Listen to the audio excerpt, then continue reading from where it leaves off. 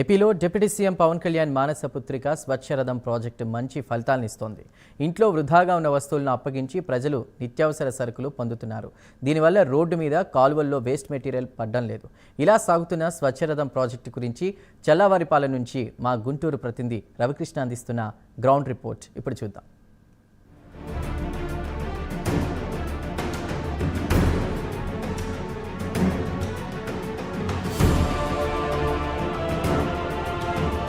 గ్రామాల పరిశుభ్రతే ఏకైక లక్ష్యంగా స్వచ్ఛరథం పైలట్ ప్రాజెక్టును పంచాయతీ శాఖ చేపట్టింది. గుంటూరు జిల్లాలో లాల్పురం నుంచి స్వచ్ఛరథం పైలట్ ప్రాజెక్టును ప్రారంభించారు. ఇంట్లో ఉండే వ్యర్థాలను స్వచ్ఛరథం వద్దకు తెస్తే తూకం వేసి ధర నిర్ణయిస్తారు. ఆ విలువకు సమానమైన సరుకులు ఇస్తారు.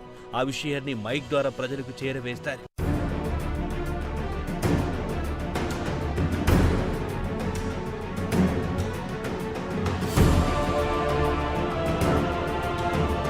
గ్రామాలలో 90% పారిశుద్ధ్యం అధ్వానంగా ఉండడానికి కారణం మురుగు కాలువలో ప్లాస్టిక్ బాటిల్స్, అట్టపెట్టెలు, ఇనుప వస్తువులు అడ్డుపడడమే అని అధికారులు గుర్తించారు. పంచాయతీ శాఖ మంత్రిగా డిప్యూటీ సీఎం పవన్ కళ్యాణ్ బాధ్యతలు తీసుకున్న తర్వాత గ్రామాల పరిశుభ్రతకు అధిక ప్రాధాన్యమిస్తున్నారు.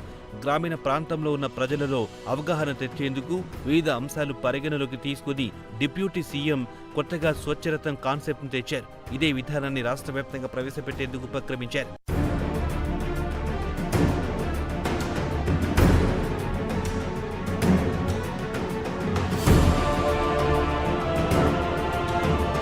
అయితే పైలట్ ప్రాజెక్టు చేపట్టి దాని ద్వారా వచ్చే ఫలితాల ఆధారంగా దీనిని మరింత మెరుగుగా అమలు చేసేందుకు రాష్ట్ర ప్రభుత్వం సిద్ధమైంది. గత 10 రోజుల నుంచి పైలట్ ప్రాజెక్టు నడుస్తున్న గ్రామాలలో ఫలితాలను అధికారులు అధ్యయనం చేస్తున్నారు.